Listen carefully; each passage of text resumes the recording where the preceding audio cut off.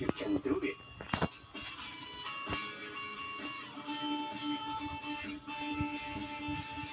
There's also an option na umangkas ka lang and a guide will drive for you. I chose to drive my own dahil, hello, girl power, pero challenging siya sa braso mga sis, so be ready.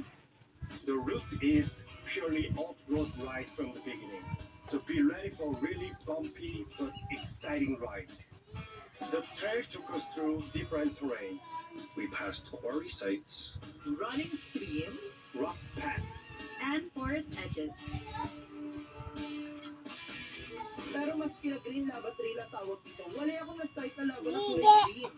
Wala namang green lava, Sasa. It's the trail that is green because ang dating lava, puno na ng halaman, not the lava. Okay, fine.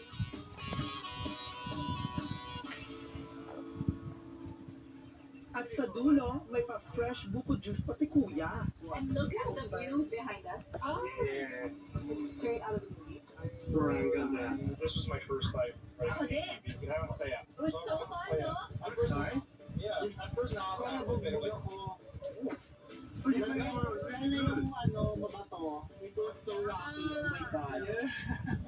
It was full of it and then at a high level. Best experience. And you can see all the nature mountains. You appreciate it. Like when you go and stuff like this and you see the plants and the world as Yeah. Did you see the house? Yeah. Up there?